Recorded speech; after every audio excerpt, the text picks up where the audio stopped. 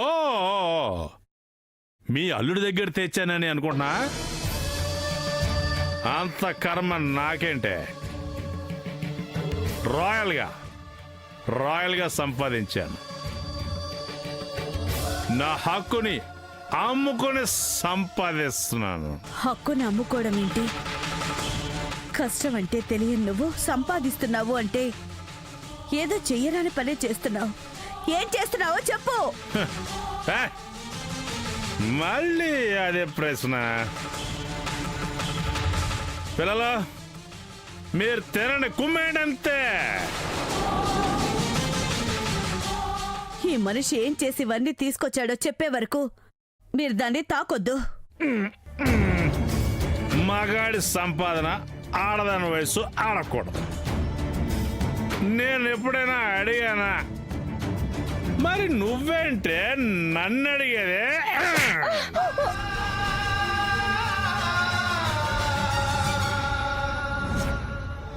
నాన్న, అమ్మని కొట్టదు నాన్న. అమ్మనంటే కూతురికి గొంతులేసిందే.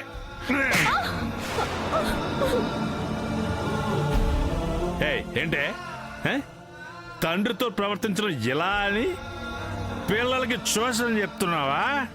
అసలు నిన్ను నువ్వు అసలు మనిషివేనా? ఆ రోజు నీతో విషయం తినిపించుంటే పోయేది. వయసు వచ్చిన బిడ్డ మీద చేసుకుంటావా?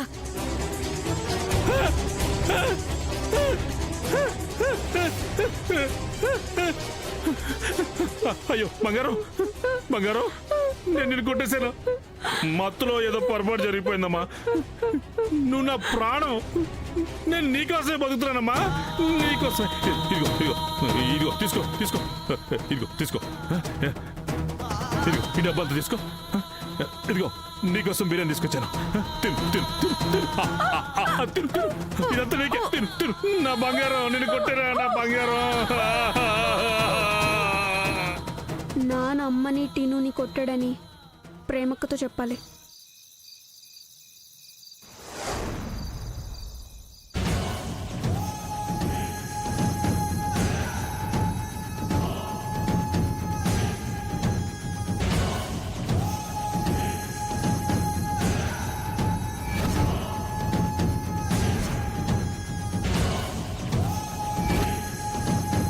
నీ పాటికి నువ్వు బంగారాన్ని వదిలేసి తిరుగుతుంటే ఇది పైకి తీసుకొచ్చి పడైపోయింది. సమయానికి నేను చూశాను కాబట్టి సరిపోయింది. ఎంత ప్రమాదం తప్పిందో తెలుసా? ఇదంతా చూసిన తర్వాత బంగారానికి ఏం ప్రమాదం వస్తుందో అని భయంగా ఉంది ప్రణయ్. భయపడకు, బంగారానికి ఏం కాదు. ఇంత జరిగాక కూడా ఏం కాదు అంటే ఎలా నమ్మమంటావు ప్రణయ్? కొద్దిలో ఎంత ప్రమాదం తప్పిందో నీకు అర్థమవుతోందా?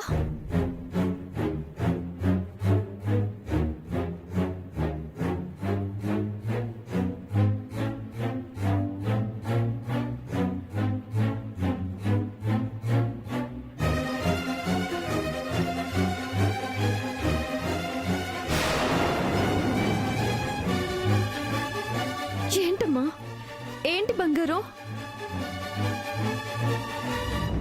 చూడు ప్రణయ్, తనేదైనా చెప్పాలి అనుకున్నా చెప్పలేదు. ప్రమాదం వస్తే అరవలేదు. మూగగా తనలో తను ఎంత బాధ అనుభవిస్తుందో ఆలోచించు ప్రణయ్. నేను ఆ రోజే స్నేహన్ ఇంట్లోంచి బయటికి పంపించేస్తానంటే నువ్వే తన మీద జాలి చూపించి నన్ను ఆపావు. స్నేహన్ ఇంట్లో నుంచి పంపిస్తే గానీ ఈ ప్రాబ్లం సాల్వ్ అవ్వవు.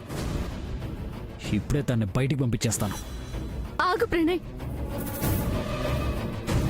తను ఇంట్లో నుంచి వెళ్ళడం ముఖ్యం కాదు. బంగారం తన బాధ చెప్పుకునే మాట రావడం ముఖ్యం. నేను అదే ప్రయత్నంలో ఉన్నాను ప్రేమ. ప్రయత్నిస్తూ మనం చేసే ఆలస్యం ఖరీదు ఒక్కొక్కసారి చాలా ఎక్కువగా ఉంటుంది. లేదు ప్రేమ, ఇక ఆలస్యం చేయను. రేపే ఒక ఓకల్ స్పెషలిస్ట్ వస్తున్నారని తెలిసింది. నిజంగానా? నీకు అబద్ధం చెప్తానా? అయినా మోగవాళ్ళని ట్రీట్ చేయడంలో స్పెషలిస్ట్. అందుకే రేపు వెళ్ళి ఆయనతో మాట్లాడదాం.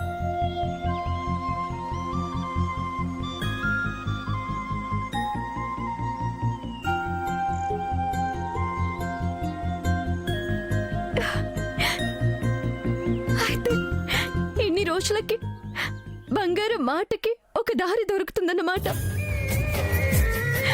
బంగారం, రేపు డాక్టర్ దగ్గరికి వెళ్దామా? చూడు ప్రణయ్, ఇప్పుడు తన మొహం ఎంతగా వెలిగిపోతుందో. ఆ సంతోషం తన మొహంలో ఎప్పుడూ అలాగే ఉండేలా చేద్దాం.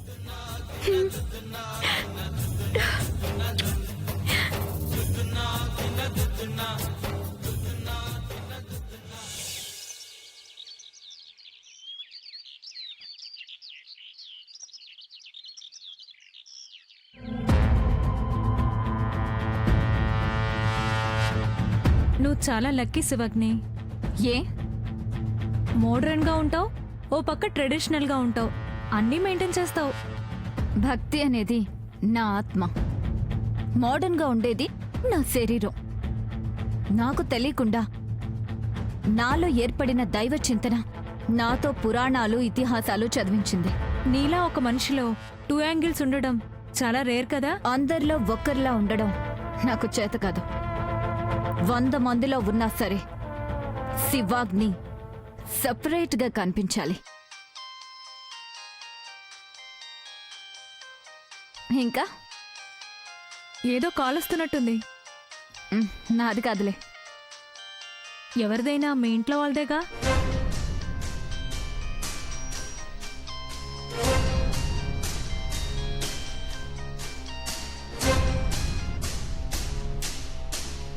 అక్క, ఎన్నిసార్లు ఫోన్ చేయాలక్క? ఇక్కడ నాన్న అమ్మని టీనుని కొడుతున్నాడక్క.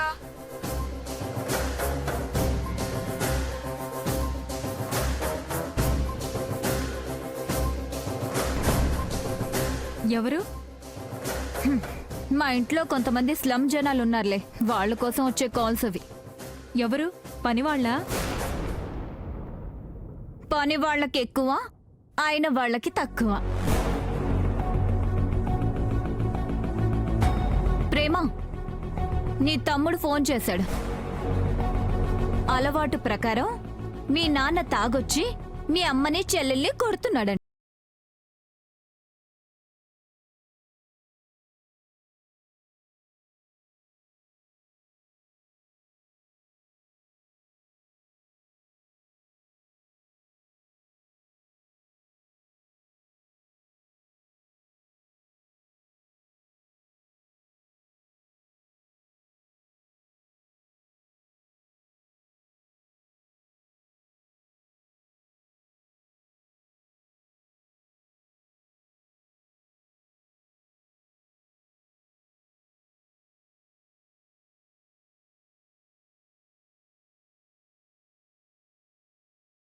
ఫోన్ చేసింది వాళ్ళ తమ్ముడు, తన్నించుకుంటుంది వాళ్ళమ్మ చెల్లెలు, తంతుంది వాళ్ళ నాన్న.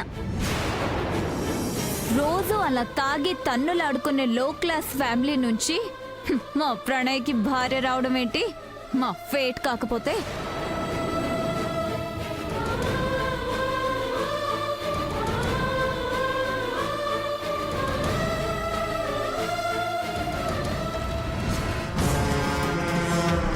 ఇలాంటి అమ్మాయిని మీ ఫ్యామిలీలోకి రావడానికి నువ్వెలా యాక్సెప్ట్ చేసావు శివాగ్ని? ఏం చేస్తాం, వసుదేవుడంతటి వాడే గాడిద కాళ్ళు పట్టుకున్నట్టు నేను ఇద్దరిద్దరాన్ని ఒప్పుకోవాల్సి వచ్చింది. ఆడుకుందాం రా, మనం దూరంగా వెళ్ళి ఆడుకుందాం. రా రా రా, మనం ఆడుకుందాం రా.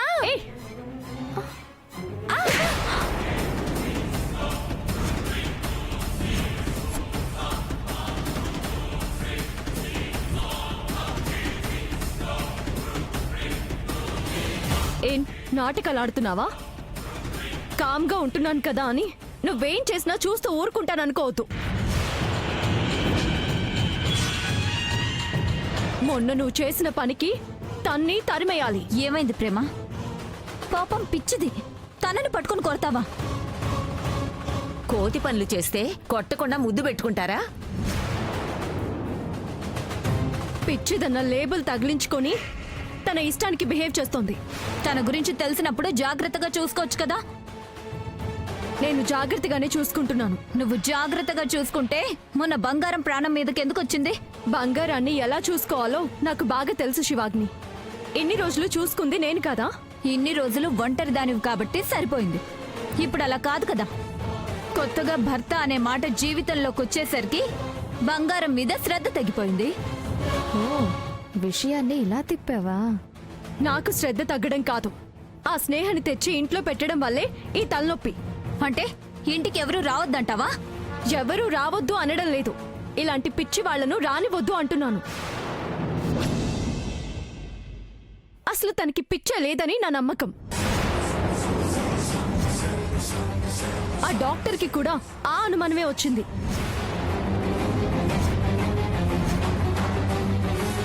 వానాకాలంలో ఎండలాగా దానికి అప్పుడప్పుడు పిచ్చి వస్తూనే ఉంటుంది. ఆ డాక్టర్ గారి అనుమానం నిజమే అయి ఉంటుంది. పిచ్చి లేకపోతే బంగారాన్ని మేడ మీదకెందుకు తీసుకెళ్తుంది? పసిబిడ్డని పైనుంచి పడేయాలని ఎందుకు అనుకుంటుంది? అసలు ఈ తలనొప్పులు వద్దనే బంగారాన్ని నాకు దత్తత ఇవ్వమన్నది. నాకు దత్తత ఇస్తే ఇలాంటి ఇబ్బందులు రాకుండా నేను చూసుకుంటాను కదా. దత్తత ఇవ్వాల్సిన అవసరం లేదు. ఈ స్నేహాన్ని బయటికి పంపిస్తే బంగారానికి ఏ సమస్య ఉండదు. బంగారాన్ని నువ్వు చూసుకోలేవు ప్రేమ. నాకు దత్తత ఇచ్చేసే. ఆ విషయం గురించి మళ్ళీ మళ్ళీ మాట్లాడాల్సిన అవసరం లేదు అని చెప్పాను కదా. ఆ రోజు బంగారానికి ఏమీ కాకుండా బయటపడిందంటే దానికి కారణం నేను. నేను సమయానికి చూడకపోయి ఉండుంటే బంగారం ఈ రోజు మన ముందుండేదా? దానికి కారణమైన దాన్ని బయటికి పంపించాలి అని ఆలోచించకుండా దత్తత దత్తత అంటేవేంటి శివాగ్ని?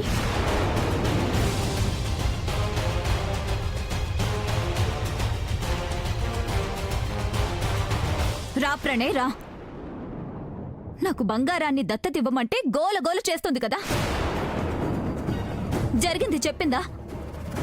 బంగారానికి ఎంత ప్రమాదం తప్పిందో సమయానికి నేనెలా కాపాడానో నీతో చెప్పిందా? ఏమైంది శివాగ్ని? మళ్ళీ ఏంటి న్యూసెన్స్? న్యూసెన్స్ నాది కాదు, ప్రేమది. జరిగిన సంఘటన వల్ల బంగారాన్ని తను చూసుకోలేదని అర్థమైంది కదా. బంగారాన్ని నాకు దత్తతిస్తే ప్రాణంలా నేను చూసుకుంటాను కదా. అది జరగదు అని తెలిసినప్పుడు మళ్ళీ దాని గురించి డిస్కషన్ ఎందుకు? ఎందుకు జరగదు? ఇంత జరిగిన తర్వాత తనకి అర్థం కాలేదనుకో, నీకు అర్థం కావడం లేదా? భార్యగా తనకిప్పుడు కొన్ని బాధ్యతలున్నాయి. తను నిన్ను చూసుకుంటుందా, బంగారాన్ని చూసుకుంటుందా? మళ్ళీ ఇలాంటి సమస్యలు రాకూడదనే బంగారాన్ని నాకు దత్తత ఇవ్వమని అడుగుతున్నాను. ప్రణయ్, ఆ విషయం గురించి ఎన్నిసార్లు మాట్లాడినా ప్రయోజనం ఉండదు. ముందు బంగారానికి మాట వచ్చేలా చూడాలి. అప్పుడు అసలు ఏ సమస్య ఉండదు.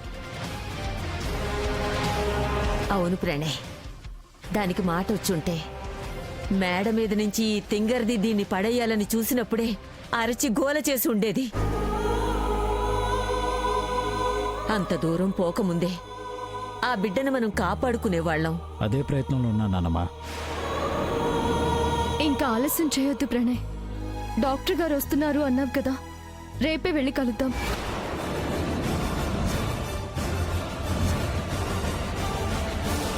ఎప్పుడూ లేనిది కొత్త ఆలోచనలు, కొత్త సమస్యలు వస్తున్నాయి.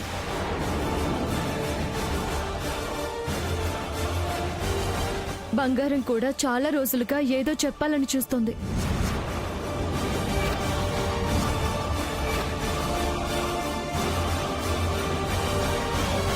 బంగారానికి మాటొస్తే తన బాధ ఏంటో చెప్తుంది.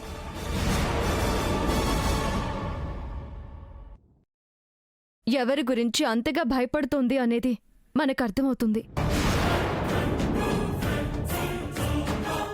ఆ భయానికి కారణమైన వాళ్ళ అంతు చూస్తేనే మనకి ఏ టెన్షన్ ఉండదు. ఓకే, రేపు మార్నింగ్ డాక్టర్ దగ్గరికి వెళ్దాం. ఆల్రెడీ నేను అపాయింట్మెంట్ కూడా తీసుకున్నాను. డాక్టర్ ఏంటి, అపాయింట్మెంట్ ఏంటి ప్రణయ్? బంగారానికి మాట రప్పించడానికి ఓగల్ స్పెషలిస్ట్ని కలవబోతున్నాం.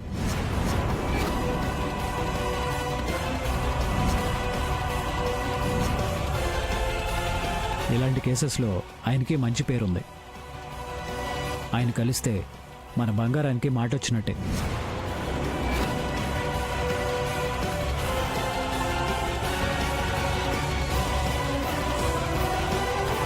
ప్రేమ, రెగ్యులర్ చెకప్స్ అవి ఉంటాయి కాబట్టి బంగారానికి మాట వచ్చేంత వరకు స్కూల్కి కూడా పంపించొద్దు. అలాగే ప్రణయ్. మొత్తానికి బంగారానికి మాటొచ్చే దారి దొరికిందన్నమాట.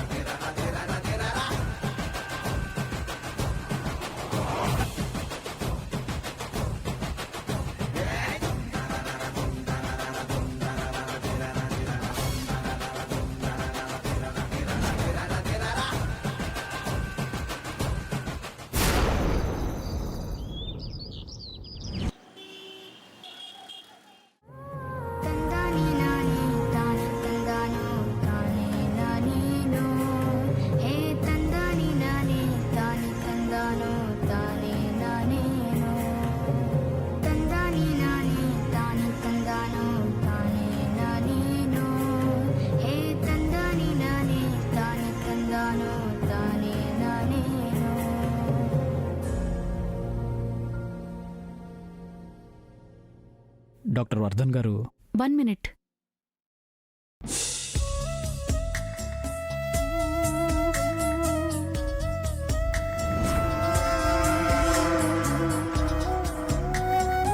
ప్రేమ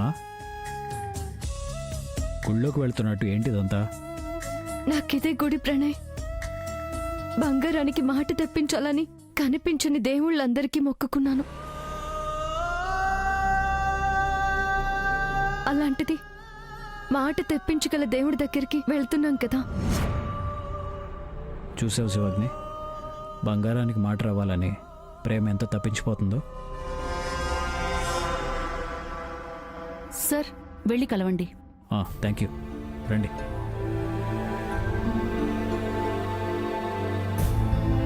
good morning doctor. Good morning.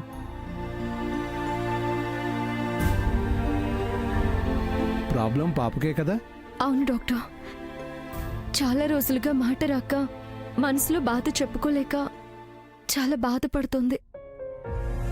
మా బంగారానికి మాట రావాలన్నది మా ఆశ. ఎలాగైనా మాట తెప్పించండి డాక్టర్. పాప గురించి మీరు ఎంత టెన్షన్ పడుతున్నారో మీ మాటలే చెప్తున్నాయి. Nothing to worry. మాట పోయి చాలా రోజులైంది.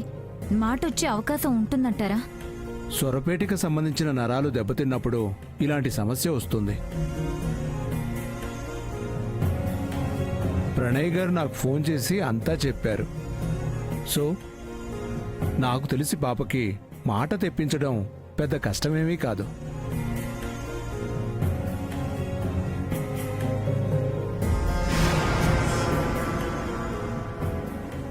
ఆ మాట కోసమే ఇక్కడికి వచ్చాను డాక్టర్.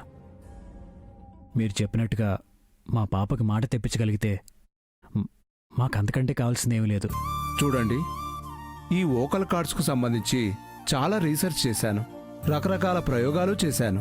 సో నాకున్న అనుభవాన్ని బట్టి పాపకు మాట తెప్పించడం పెద్ద కష్టమేమీ కాదు.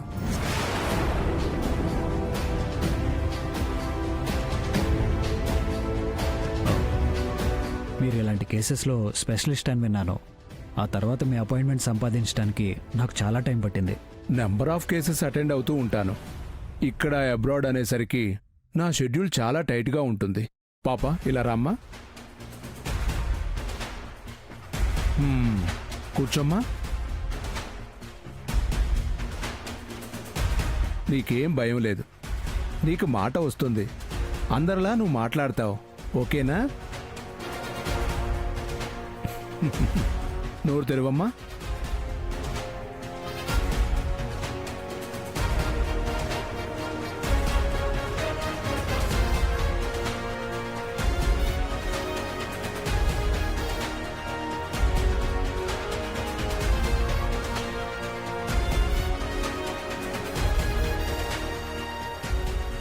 నోరు ఇంకొద్దిగా తెరువమ్మా. నాలుగు బయట పెట్టు.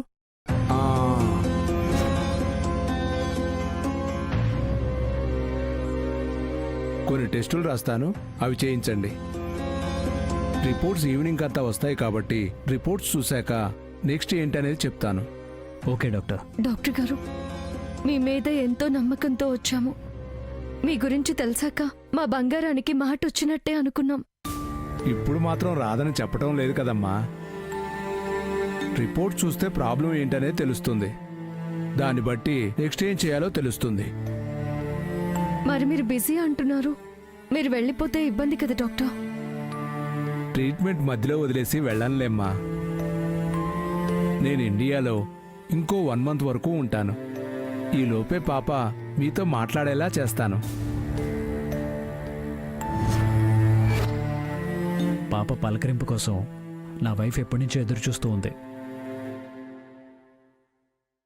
మాట వచ్చే అవకాశం ఉందనగానే ఎగ్జైట్ అవుతుంది.